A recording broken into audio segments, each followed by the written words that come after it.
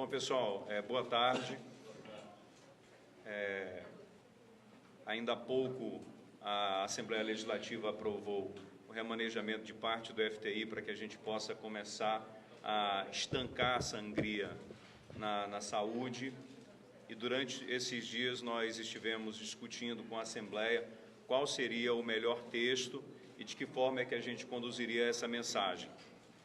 E de forma muito respeitosa com a Assembleia, nós alteramos o texto e também ouvindo os prefeitos, que houve também uma demanda dos municípios que ao longo de muito tempo sempre foram muito esquecidos e em nenhum momento foram ouvidos.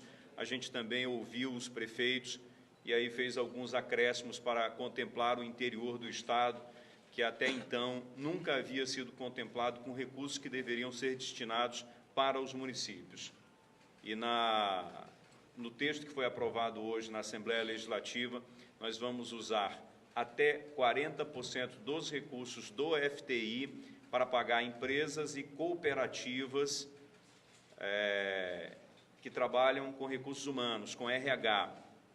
Desses 40%, 80% serão utilizados aqui na capital e os outros 20% serão distribuídos para os municípios que irão destinar esses recursos para a saúde, para custeio e também para investimento.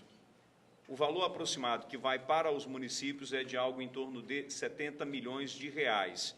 Isso daí não vai de uma vez, até porque a gente depende da arrecadação. Esse valor de 70 milhões de reais é durante todo o ano. E o restante deve ser utilizado aqui para as empresas e cooperativas que trabalham com recursos humanos. Nós estamos enfrentando um outro problema na saúde, que é a questão da gripe H1N1. Eu estou embarcando agora para Brasília porque tenho uma reunião, tenho uma agenda amanhã cedo com o ministro da Saúde. E lá, dentre os pleitos, a antecipação da vacinação, a vacinação que sempre acaba chegando muito tardiamente, porque o nosso período de maior incidência de gripe é dezembro, janeiro e fevereiro, e a campanha de vacinação nacional começa todos os anos no mês de abril. Então, quando ela começa, a gente já teve o nosso período de maior incidência aqui na região. E esse é um pleito que nós vamos levar também para o ministro e outras demandas para que ele possa nos ajudar na condução, na resolução desses problemas na área de saúde aqui no estado do Amazonas. Nós temos trabalhado muito firmemente para resolver essa situação, para garantir o atendimento das pessoas na área de saúde. Nós estamos com o sistema lotado, né? Há muitas demandas e essas demandas aumentaram significativamente nos últimos dias em razão desse índice, desse aumento de H1N1. Só receber aqui o prefeito. Anderson, presidente da Associação dos Municípios. Tudo bem, prefeito? Federaldo. Tudo bem, prefeito? Por favor, fique aqui. Deputada Alessandra Campelo.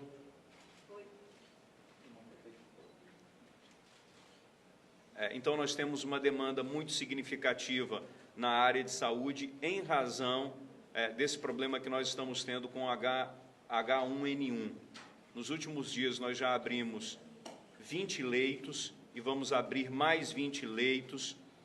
Esses leitos de espaços que necessitavam de cama, necessitavam de respirador, necessitavam de outros equipamentos para que eles efetivamente funcionassem. Eu já havia inaugurado 10 UTIs do Hospital Delfim Aziz, nós já abrimos mais 10 UTIs, agora nós temos 30 UTIs lá no Delfim Aziz. Quando nós começamos o governo, apenas 10 estavam funcionando. Estamos trabalhando para o reabastecimento da central de medicamentos e é assim que nós vamos dar resposta àquelas pessoas que têm criticado porque acreditam que quanto pior, melhor.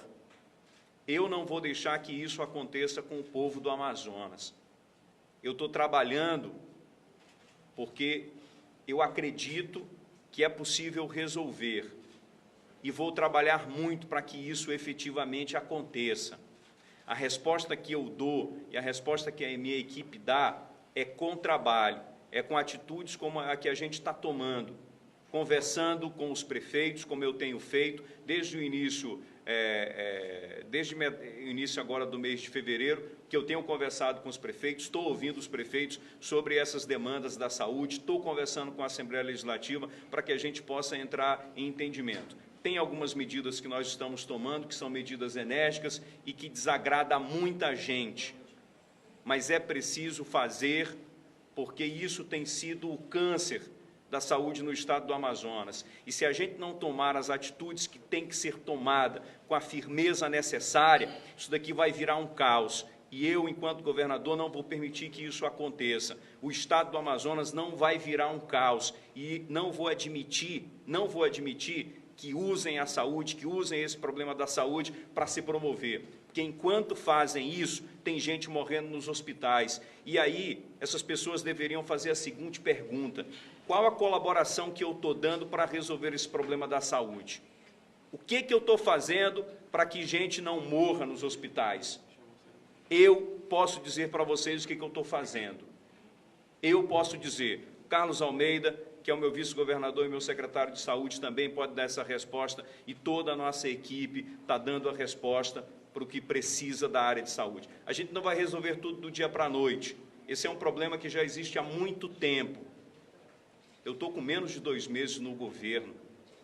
Não tem como exigir que eu resolva isso em 2 meses. E esse é um problema crônico, que ainda vai levar muito tempo para ser resolvido. O FTI, que foi aprovado, não resolve o problema da saúde. Ele ajuda a estancar uma sangria, para que a gente possa começar a tomar as medidas efetivas de controle dos gastos na área de saúde. O que nós vamos fazer é colocar as nossas despesas dentro de um orçamento que é possível o Estado pagar. Porque se a gente não fizer isso, pessoas vão morrer. E eu não vou permitir que isso aconteça no estado do Amazonas. Estou à disposição. Governador, o deputado Wilker Barreto propôs na Câmara a criação da CPI da saúde. O senhor mesmo já falou que na gestão, o problema é da gestão anterior. O senhor, como governador, vai apoiar essa CPI, vai discutir com os seus deputados lá da base do governo estadual? Olha, eu estou trabalhando para resolver o problema da saúde. O que a gente precisa para resolver o problema da saúde? A gente precisa estancar essa sangria. Nós já estamos aprovando aí que parte do FTI seja remanejado para pagar cooperativas e empresas que trabalham com RH. Parte desses recursos estão indo para os municípios. Estamos abrindo novos leitos, já anunciamos, inclusive, a implantação do hospital universitário da UEA. Inclusive, amanhã eu tenho uma agenda com o ministro da Saúde, para que ele também possa nos ajudar nessa história do H1N1. Então, são medidas que a gente está tomando. O que a gente está fazendo aqui é tomando ações para que a gente resolva o problema da saúde. Crítica vai haver, e isso é normal, faz parte do processo. O que eu quero saber é quem está disposto a me ajudar a resolver o problema da saúde. É isso que eu quero saber. Quem quiser vir se juntar ao governo do Estado para resolver o problema da saúde, eu estou à disposição, estou aqui disposto, estou aberto a fazer isso. Governador, uma pergunta também. Essa questão do FTI, a presença dos prefeitos que estão agora aqui, é um claro sinal que o senhor quer passar, que os prefeitos estão apoiando o seu governo? E um segundo questionamento também, governador. Está previsto, entre as ideias de melhorar a saúde, aluguéis de salas de cirurgia ou algo parecido na rede privada? E quanto isso vai custar? Posso responder isso? Os prefeitos estão aqui porque estão empenhados em também resolver um problema, que é o problema na área de saúde. E eles que estão nos municípios sabem claramente a dificuldade que eles passam no dia a dia e sabem o quanto eles sofreram no momento em que recursos como o do FTI, que deveriam ir para os municípios, não foram. Nunca foram. Está aqui o prefeito me confirmando que esses recursos nunca foram. Eu estou ouvindo os prefeitos indicando essa abertura de diálogo por parte do governo do Estado, para que junto a gente possa encontrar soluções. Aqui não é alinhamento político, não tem nada a ver com isso. O que a gente está falando aqui é de união de forças para resolver um problema que é crônico e grave no estado do Amazonas. Conversei com o prefeito, com o presidente da Associação dos Municípios para que a gente possa entrar no entendimento, coisa que o Estado nunca teve a decência e o respeito de fazer com os prefeitos. O que eu estou querendo dizer aqui, a mensagem que eu estou passando é que nesse governo os prefeitos da Assembleia Legislativa serão respeitados e terão o espaço que mereciam e merecem ter. Bom, os leitos, a gente está abrindo sim, está contratando leitos na rede privada, né, porque os leitos que a gente tem não são capazes de suportar toda essa demanda que aumentou significativamente nos últimos dias em razão do H1N1. Com relação a valores, já o Carlos pode dar detalhadamente esses valores e também quantos leitos estão sendo abertos na rede privada para poder atender, principalmente, gente do interior.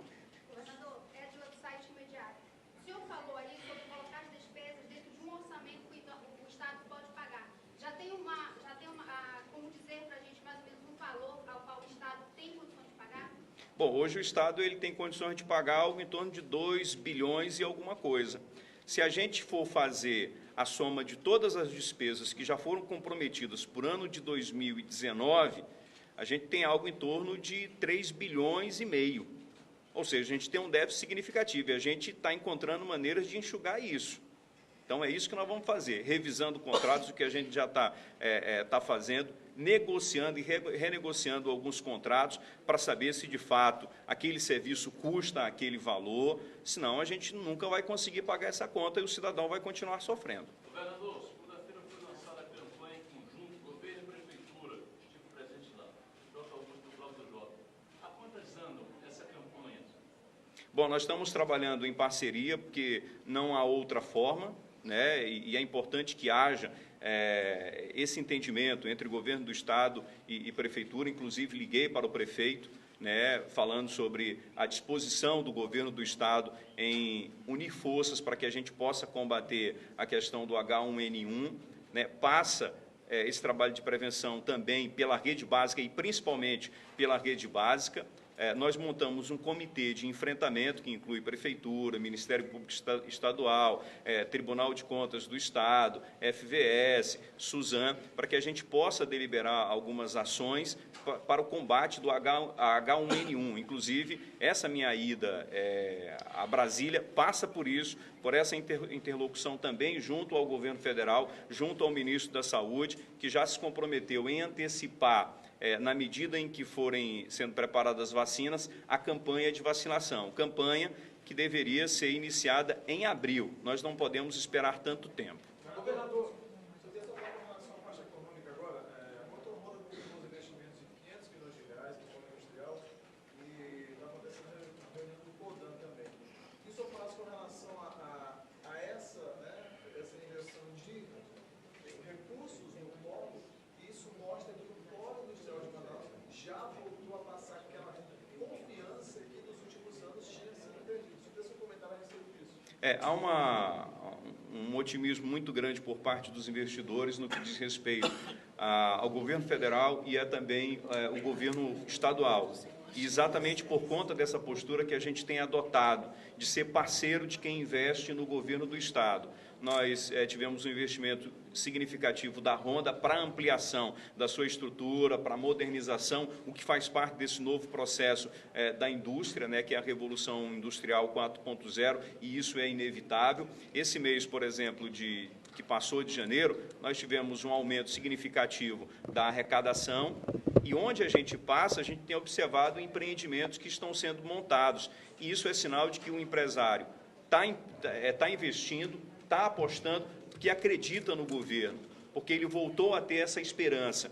Há algumas ações que nós estamos tomando no sentido de aproximação com o setor produtivo, com o comércio, entendendo as demandas dessas pessoas, né, desses empresários, para que a gente possa encaminhar soluções. E já determinei para toda a minha equipe que facilite a vida de quem investe no Estado do Amazonas.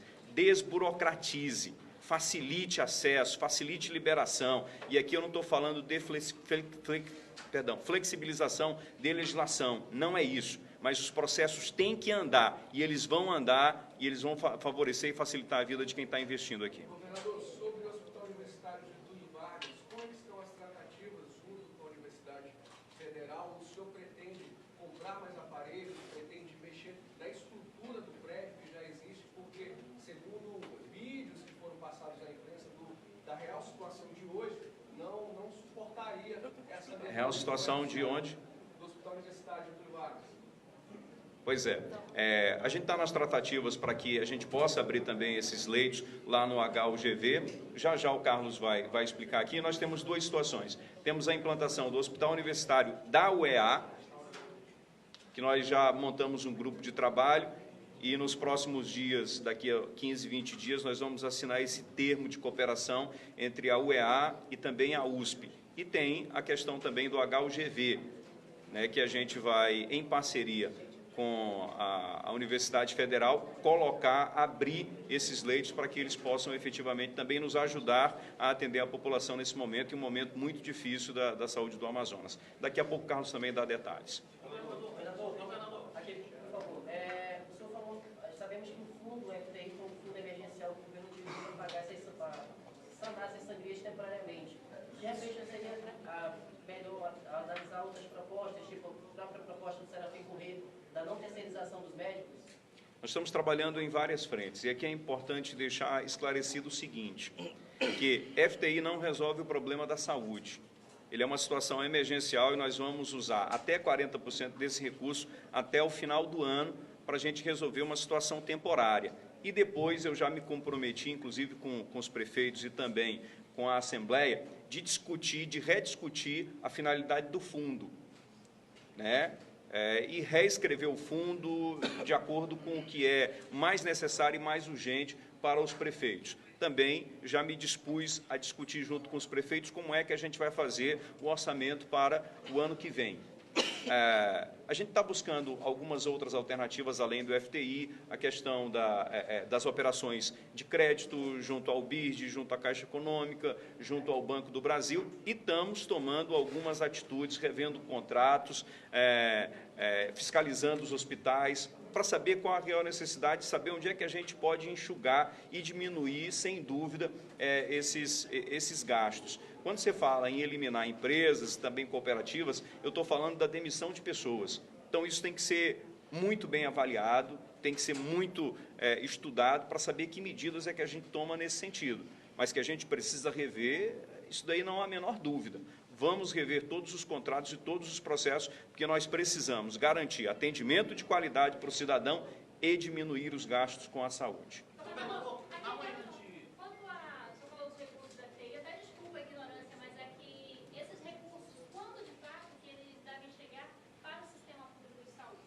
Olha só, muito importante aqui a pergunta da minha amiga jornalista. O que acontece? O remanejamento que nós fizemos hoje é de 40% do FTI, o que corresponde a aproximadamente 350 milhões de reais. Eu não tenho esse valor agora disponível em caixa. Esse valor eu vou ter ao longo do ano de 2019, e essa é uma expectativa, uma projeção que se faz, né, de ter 350, que 40% desse valor represente 350 milhões de reais. E aí a gente vai distribuir esse valor de acordo com as necessidades, da mesma forma que assim vamos também fazer com os municípios. Há município, por exemplo, que está numa situação mais urgente e que precisa de um aporte maior do que pode ser destinado naquele mês. Então, ele recebe o referente a 2 meses, mas aí compensa no mês seguinte. Tem município que talvez possa segurar um pouco mais, e aí esse município já é contemplado daqui a 2 ou 3 meses. Mas esses recursos serão utilizados num prazo de 1 ano. Não é que eu tenha agora esse recurso em caixa, ele é uma perspectiva que a gente faz até o final do ano. Governador, na manhã dessa quarta-feira, alguns deputados reclamaram que alguns desses contratos refinanciados, eles não estão, de certa forma, tendo a transparência sendo repassados para o Poder Legislativo na LEAN. E aí eu quero saber se esses contratos, junto com o secretário de Fazenda que estava na LEAN hoje pela manhã, se eles vão ser abertos aí para os... Fala de transparência em geral, e uma segunda pergunta já. Ontem nós estivemos lá no dia 28 de agosto e surpreendeu não só a falta de medicamento, mas também a falta de equipamento, como cadeira de rodas e máquinas. Esse problema todo está tentando ser resolvido e como, de que forma vai ser resolvido? A questão de equipamentos como cadeira de rodas, macas para pacientes. Tá.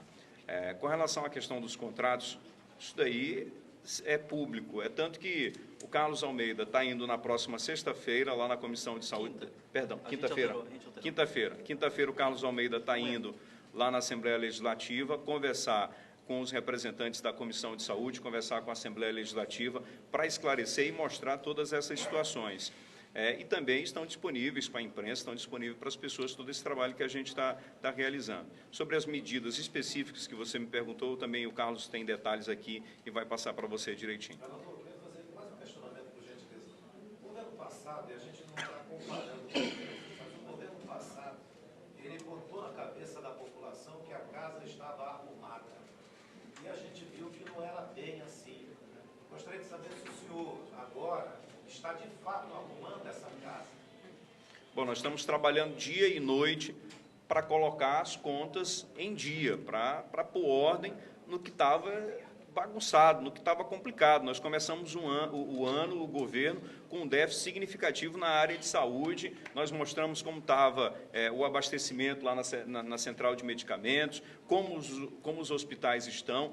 E o que a gente enfrenta hoje de dificuldade não começou no dia 1º de janeiro, não. É algo que vem de década. E eu não estou dizendo que é culpa do último governo, é algo que vem acontecendo sistematicamente há anos. E o que a gente está fazendo agora é dando publicidade a isso. E eu até afirmo categoricamente que há muito tempo que a população, há muito tempo que deputados queriam falar o que estava engasgado e não tinham a oportunidade de fazer. Hoje eles têm a oportunidade de fazer, porque as portas dos hospitais estão abertas. Muita gente está tendo a coragem de fazer a denúncia e tem que ser assim. Antes não se fazia a denúncia porque essas pessoas eram coagidas. Nesse governo isso não existe. Os hospitais estão abertos para os órgãos de controle, para a Assembleia Legislativa, para quem quer que seja e para a população, inclusive, fazer sua denúncia e dizer onde é que a gente pode melhorar. A minha vida sempre foi essa, foi uma vida combativa, de mostrar o que está errado. Todo o outro lado, e eu quero que as pessoas continuem me mostrando o que está errado, para eu poder cobrar da minha equipe e para que a gente possa também apresentar as soluções. Eu vou só registrar aqui a presença do nosso presidente da Assembleia Legislativa. Eu vou passar aqui para o Josué Neto, que é o presidente da Assembleia Legislativa, e depois eu passo aqui para o Carlos Almeida, para que ele também possa falar e responder algumas demandas.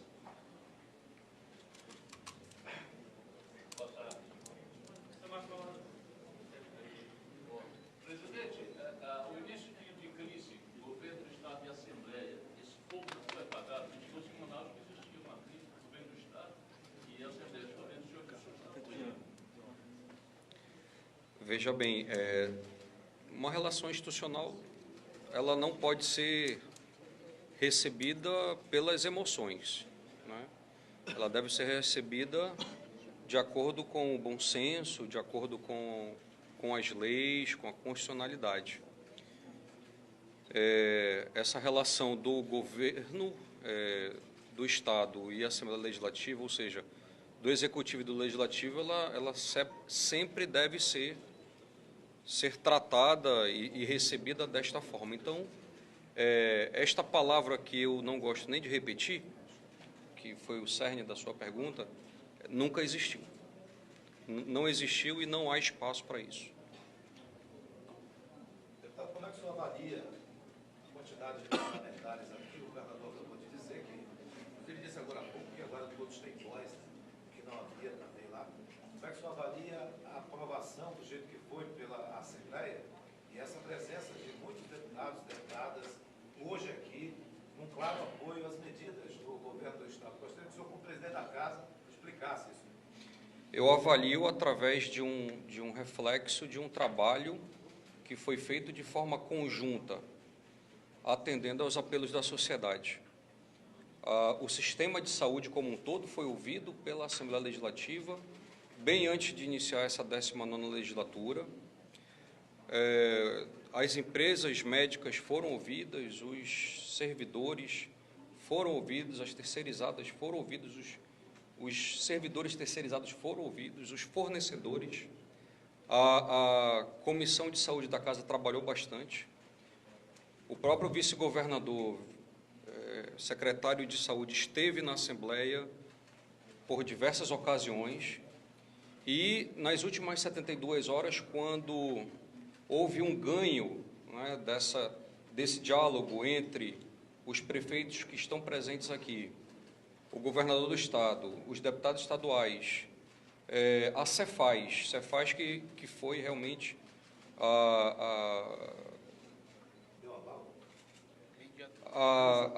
a instituição que avalizou, né, a instituição de onde saem os recursos públicos. Então, a Cefaz, trabalhando em conjunto com todos nós, aqui todos nós mesmos, teve o reflexo do que aconteceu hoje. E ontem nós já entendíamos que, se nós tivéssemos o apoio dos representantes dos municípios, ou seja, dos prefeitos, nós já sabíamos que grande parte do discurso do contra cairia por terra, e foi exatamente o que aconteceu hoje. Então, nós na casa tivemos várias adesões, justamente por conta da construção que culminou nesse fechamento da aprovação desse projeto, que vai ser importante para a sociedade, vai ser importante para as pessoas. Ou seja, nos próximos meses os amazonenses podem ter a tranquilidade que não terão mais receio e não teremos mais nenhum pensamento no sentido de que a saúde vai parar. Muito pelo contrário, a vitória de hoje é a vitória de poder dizer: a saúde continua. A saúde continua, os médicos podem ficar tranquilos, os fornecedores, os servidores, né? Isso é o mais importante. A CPI da saúde passa na sua gestão, como querem membros da oposição? Nem ouvi falar em CPI da saúde na Assembleia Legislativa. Isso, para mim, é uma novidade. Presidente, eu vou pegar uma fala da vice-presidente Alessandra, que foi muito feliz no pronunciamento dela, que disse que queriam imputar para o governador um problema de 25 anos da saúde. Então, o seu posicionamento republicano mostra que a Assembleia está pensando no estado do Amazonas, principalmente com relação à saúde. Como é que vocês estão pensando em tratar desses assuntos mais polêmicos da saúde, que a gente sabe que existe uma banda podre de empresas terceirizadas que recebem do governo e não repassam aos trabalhadores, que causou esse caos aí dos últimos 6 meses para cá? Então, como é que o senhor presidente, como é que o senhor vai viabilizar essa questão de racionalizar o final das suas colocações, cabe à Justiça resolver essas questões trabalhistas, né? Eu não sou juiz do trabalho para julgar se a empresa está pagando trabalhador, servidor ou não. Isso cabe à Justiça. Mas esse momento de fragilidade,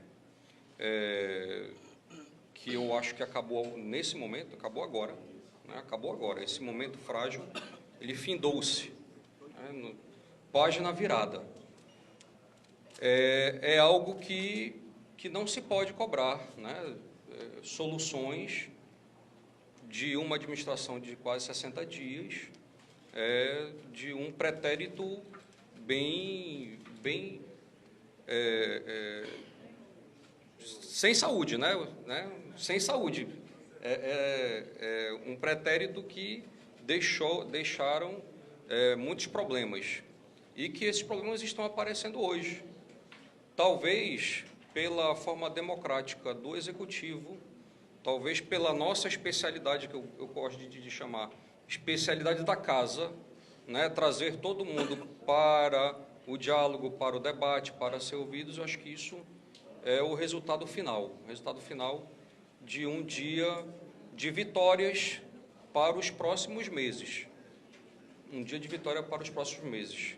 Acho que agora, passada essa fase, cabe ao secretário de Saúde, a Suzana, poder fazer a reforma que todos nós sabemos que é necessário, né? Todos nós sabemos que isso é necessário, e cabe aos técnicos da Suzana agora continuar e dar os próximos passos.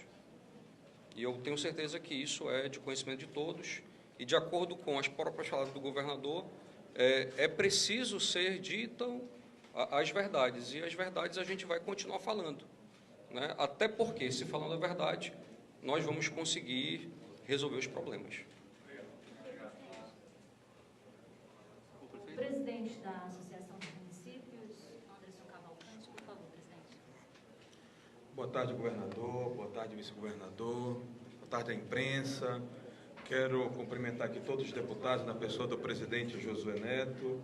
Cumprimentar todos os prefeitos e prefeitas nesta tarde de anúncios. E falar de forma muito breve, muito objetiva. Primeiro, em agradecimento à Assembleia Legislativa do Estado, que de forma histórica abriu um diálogo aberto, fraterno, humilde, de nos ouvir, de nos colocar numa mesa de negociação e de intermediar com o governo algo que fosse benéfico aos municípios do interior do Estado. Agradecer ao governador Wilson Lima pela forma como conduziu esse diálogo, de forma muito transparente, com os números na mesa, com o secretário Alex da Cefaz, nos ouvindo, nos apresentando as soluções e abrindo a caixa preta do problema financeiro da saúde. E, enquanto município, nós começamos esse diálogo sem ter nada. O FTI nunca foi discutido por nós, prefeitos. Essa que é a grande verdade. E se abriu esse momento para que os municípios pudessem ter a oportunidade de dialogar esse recurso que, por hora, todos já conhecem o que é o FTI, o que é o fundo do FTI.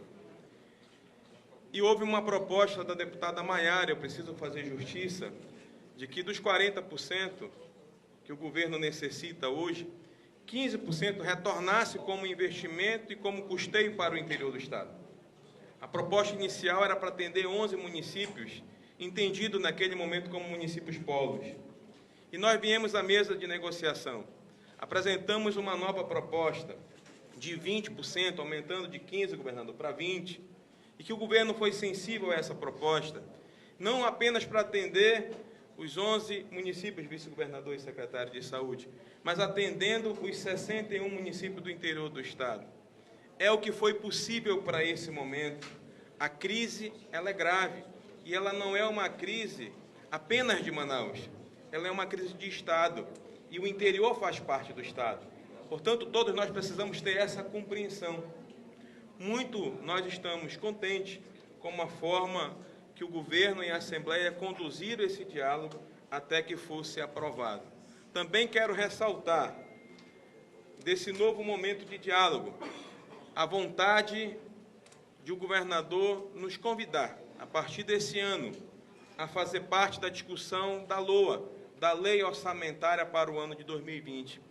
Algo que nós nunca também tínhamos sido convidados a participar. E eu quero fazer esse registro, esse agradecimento público.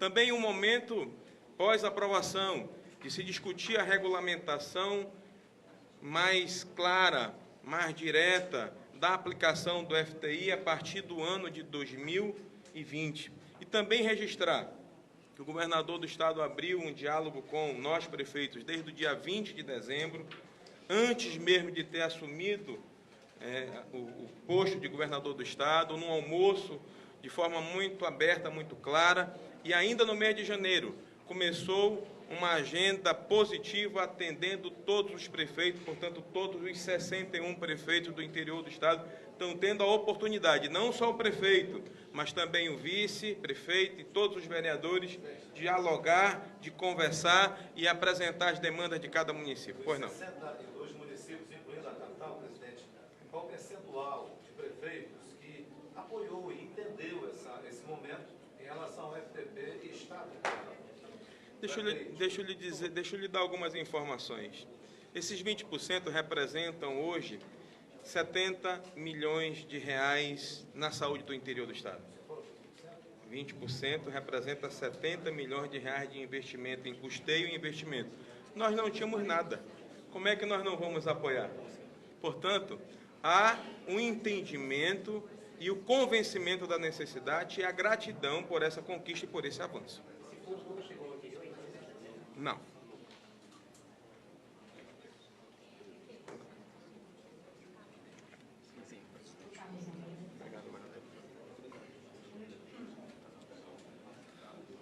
Boa tarde a todos. Senhor governador, senhor presidente da Assembleia. E já respondendo as perguntas que foram encaminhadas ao Patrick, o que nós temos é um sistema de saúde que há pelo menos 30 anos tem sido capa de jornais. Nossa hemeroteca fez o seu trabalho e observamos nos últimos 30 anos as manchetes a respeito de caos no sistema de saúde. A nossa proposta, enquanto governador e enquanto vice, é buscar resolver o problema mais complexo do estado do Amazonas. Não é por outra razão que o Wilson me designou a essa tarefa, de buscar e implementar as medidas que sempre combatemos. O problema é crônico, ele não se resolve do dia para a noite. Ele não se resolve em 2 meses. Algumas demandas já estamos implementando. Outras demorarão meses e outras demorarão anos ainda a ser esclarecidas. E a propósito, sobre esse esclarecimento e esse tratamento, nada melhor do que ser feito na Casa do Povo. Ainda na semana passada, quando discutimos aqui no Palácio a respeito da necessidade de utilização do FTI, e diversos deputados estavam presentes, já tinha me disponibilizado, como me disponibilizei anteriormente, a estar na Casa do Povo e fazer a discussão a respeito das medidas a serem implementadas, das demandas e as metas que nós queremos alcançar. Estamos já agendados, deputada Alessandra, doutor Gomes, deputada Joana Dark, para estarmos lá às 11 horas da manhã na Comissão de Saúde. Minha equipe técnica também irá comigo, para poder prestar todos os esclarecimentos para quem é o fiscal por natureza, que é o Poder Legislativo. E isso é nossa obrigação. E faremos isso porque o nosso interesse é de dar a maior transparência à atuação que nós temos na pasta mais crítica que temos no Estado. A situação não é favorável. Os leitos que nós já possuímos ainda têm uma grande necessidade de adequação. Há uma defasagem com relação ao limite populacional. E isso em falando de Manaus. A situação é muito mais crítica no interior e cada um dos prefeitos é testemunha dessa situação. Nós estamos organizando o sistema, só que determinadas medidas não podem aguardar um planejamento mais detalhado. Elas precisam de solução imediata. Um drama a mais é a situação do H1N1. Então, seria extremamente inoportuno, se pode falar assim, o surgimento de um aumento do número de casos de H1N1, que é sazonal, justamente às vésperas do Carnaval, onde há uma aglomeração de pessoas e com um aumento no regime de chuvas. Então, diversas medidas têm que ser tomadas para dar suporte a todas as enfermidades que são típicas do momento e além dessas. E nós não podemos ficar reféns da estrutura que temos na rede pública. Nós precisamos diversificar. Por isso que a necessidade de organização da parceria com a Universidade Federal do Amazonas no Francisca Mendes é essencial. Só que nós estamos falando de um hospital de referência cardiológica. Nós precisamos criar muito mais leitos de retaguarda, tanto em UTI adulta, quanto pediátrica, quanto neonatal. E nós não estamos falando somente de espaço ou de maquinário, nós estamos falando de recursos humanos também. E isso exige que nós façamos contatos também com a rede conveniada, e isso envolve a Beneficente Portuguesa, que já é parceira do Estado há anos, e toda a rede particular. Mas isso precisa ser conversado e contratualizado. Nós estamos levantando isso neste exato momento, a nossa equipe está trabalhando agora na tarde, porque nós precisamos estar, inclusive, expondo à Assembleia essa situação. O caminho correto que se deve procurar é o suporte na rede pública, sempre. Em havendo esgotamento, nós precisamos planejar a retaguarda. Nós não podemos, como se diz no popular, ser pegos de calça curta.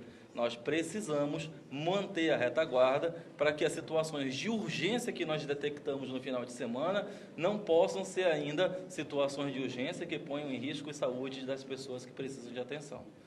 Os números tão logo sejam organizados e os contratos realizados, eles são disponibilizados a todos que terão interesse. Nós vamos fazer o contato primeiro com a Assembleia e disponibilizaremos todos os interlocutores para tanto. A bem da verdade, a propósito, a nossa assessoria de comunicação, tanto a assessoria do Palácio, quanto específico, a Secretaria de Comunicação nossa na Suzam, está às ordens de qualquer mecanismo e veículo de imprensa para prestação da informação. Houve uma outra pergunta, que era a respeito...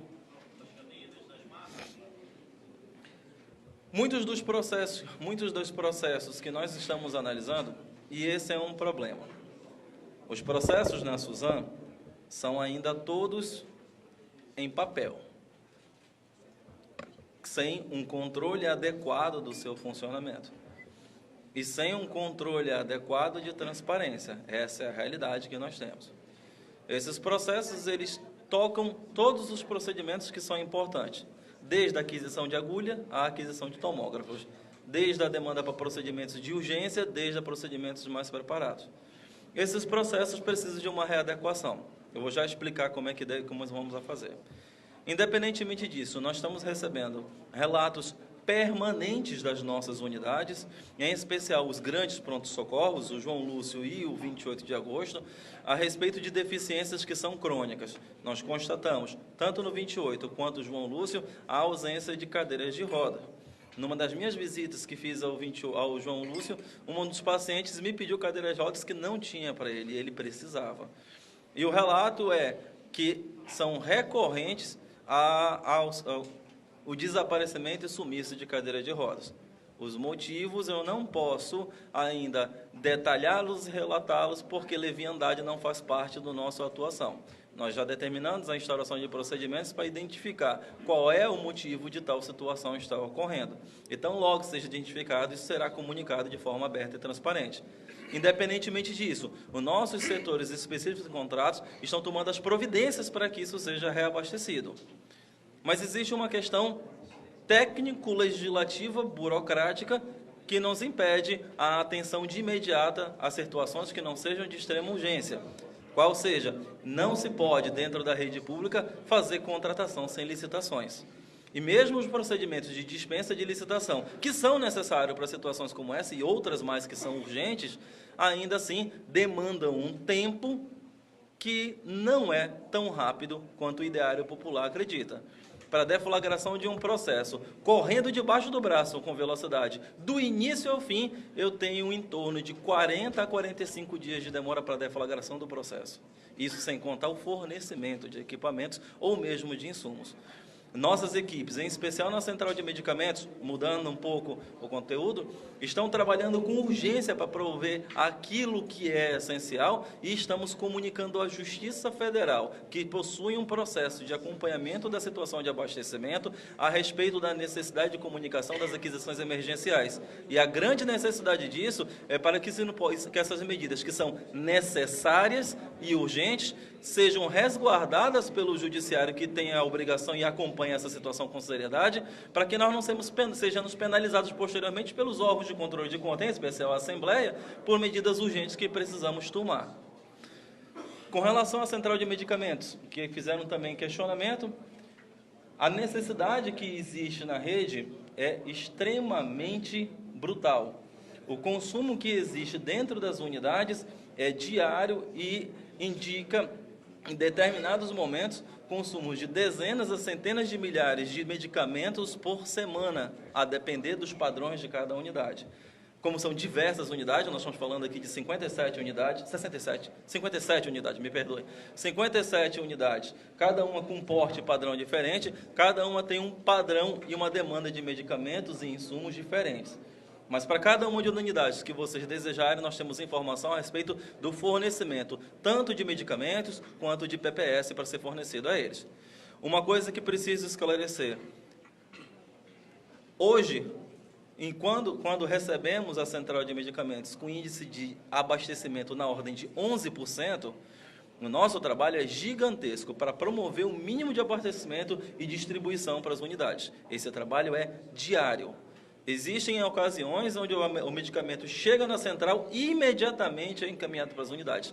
Ainda não temos tempo para montar estoque. E estamos, nesse momento, fazendo já a construção da deflagração de todos os procedimentos de dispensa necessário, concomitantemente com os processos licitatórios, acompanhados pela nossa Controladoria Geral do Estado, que está em comunicação constante com os órgãos de controle, em especial o TCE. A propósito, o Tribunal de Contas do Estado criou um conselho, um comitê de auditoria específico para monitoramento da saúde, o que nós vemos como algo salutar, porque nos ajuda a diagnosticar problemas que são importantes. Em especial, os diversos fornecedores que possuem ata de registro de preço conosco, eu falo da Central de Medicamentos, que têm se recusado a fornecer medicamentos pela ausência de pagamentos anteriores. Essa é uma preocupação que já estamos documentando e levando ao conhecimento direto do governador, porque a medida de pagamento é de governo, e será esclarecida para os meus amigos deputados na manhã de amanhã, pela necessidade de buscarmos regularizar situações que para a gente são extremamente urgentes. Um dos processos que eu precisei concluir para vocês é a respeito do controle dessas informações. É política do governo Wilson Lima que a política de tecnologia da informação seja a política de Estado. As pastas envolvidas em tecnologia da informação estão sendo todas alinhadas para o tratamento não de soluções isoladas.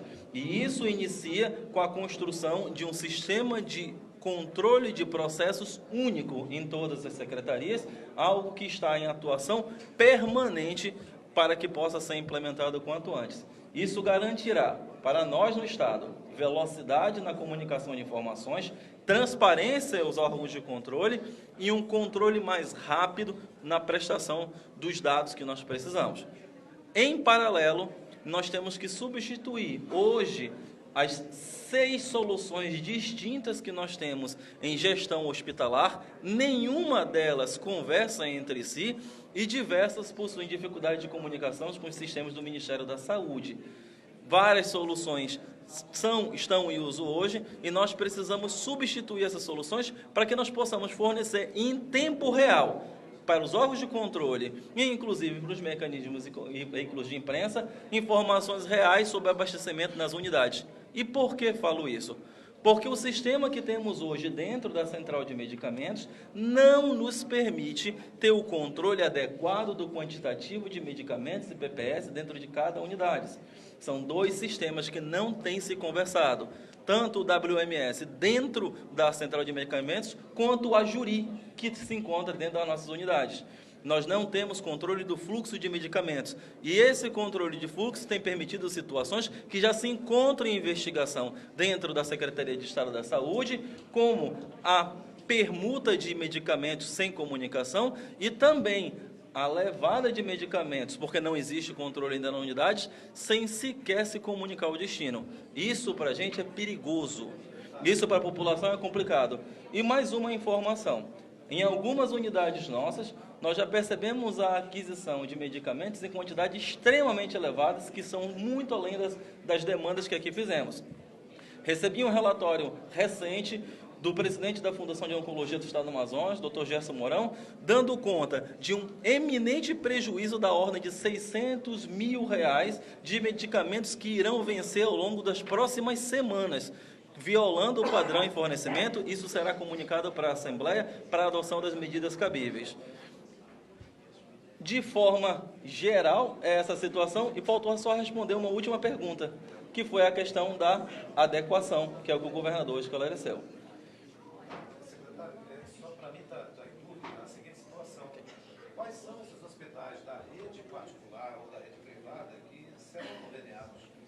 Nós conveniaremos com todos os possíveis. Com todos os possíveis. Todos estão sendo chamados para conversar com a Secretaria, e isso não sem comunicar, e está tendo uma interlocução muito forte da nossa Secretaria com o Ministério Público para observar suas possíveis restrições, para que nós não possamos deixar em aberto a restrição. Uma última comunicação, se me permitem, que é com relação à revisão desses contratos e a demanda que o deputado Serafim já havia se manifestado. Claro. O senhor vem da área jurisprudente, o senhor está secretário de Saúde.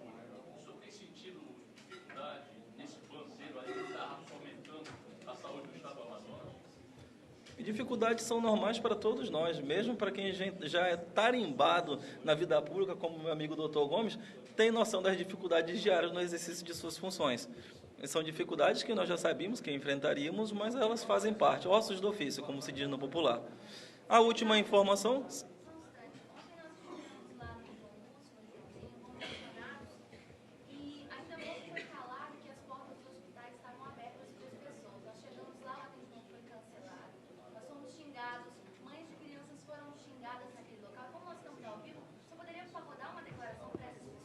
Com certeza.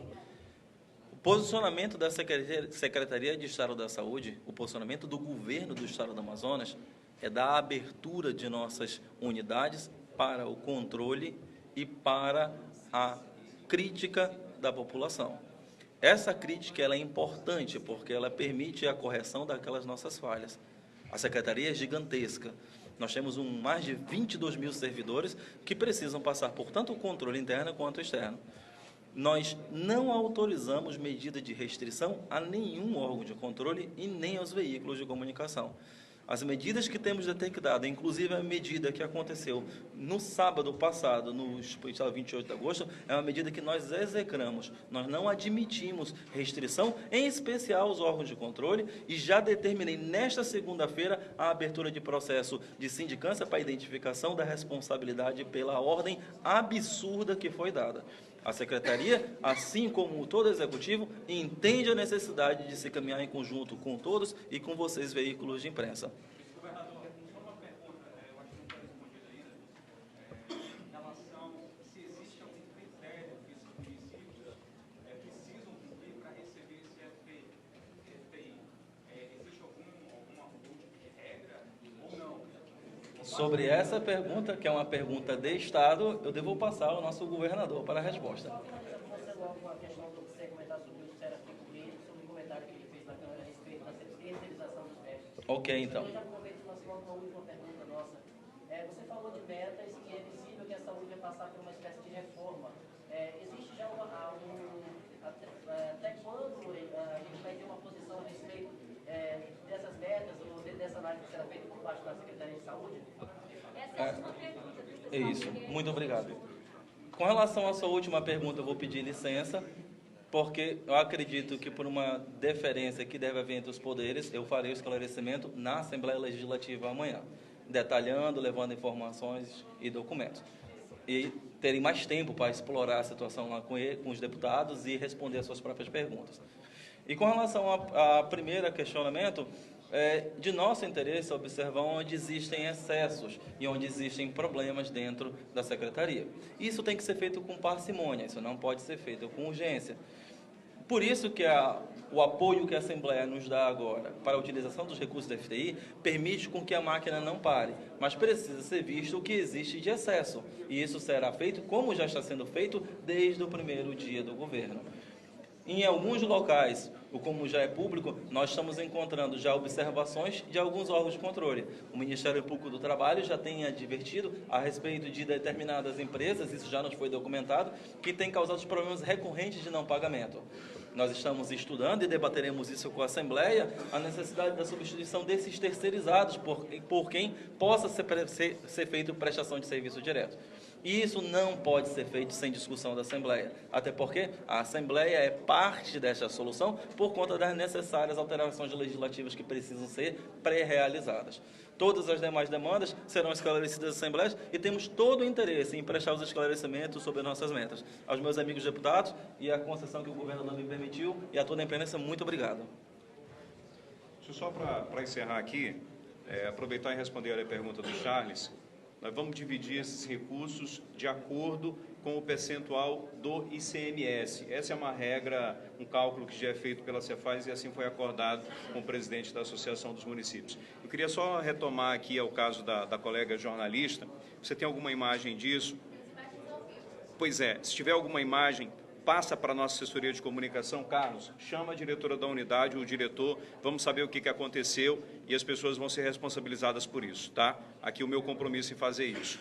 E eu quero só agradecer aqui a presença dos deputados, o presidente da Assembleia, Josué Neto, Alessandra Campelo, cadê a Alessandra? Opa, está ali. Roberto Cidade, Felipe Souza, Dr. Gomes, Terezinha Ruiz, Joana Dark, João Luiz, Saulo Viana, Carlinhos Bessa, que é o nosso líder lá na Assembleia, e também registrar e agradecer aqui a presença dos prefeitos, o prefeito de Apuí, Antônio Roque. Cadê o Antônio Roque? Presentes. Tudo bem, prefeito? Obrigado. Prefeito de Atalaia do Norte, Nonato. Cadê o Nonato? Está aqui o Nonato, está escondido aqui. Benjamin Constant, Davi Nunes. Cadê o Davi? Ali o Davi Nunes. Boa Vista do Ramos é o Heraldo. Obrigado, meu amigo. Careiro Castanho, cadê o Natan? Opa, o Natan está ali. Envira, Ivon Hades. Olha aí. Japurá, Gracineide Lopes. Ela teve que sair? Leve os cumprimentos para ela, tá, prefeito? Manaquiri, Jair Souto. Cadê o Jair? Obrigado, prefeito. Maué Júnior Leite. Aqui o Júnior Leite. Nova Olinda do Norte, o Adenilson Lima. Aqui o Adenilson também esteve na nossa reunião. Santo Antônio do Içá, o Abraão Lasmar. Cadê o Abraão? Obrigado, viu, Abraão? Obrigado. Obrigado, viu, pessoal da imprensa. Uma boa tarde. Bora só tirar uma foto com os prefeitos aqui. Só com os prefeitos aqui, rapidinho. Só os prefeitos aqui na frente, já já a gente faz os resultados.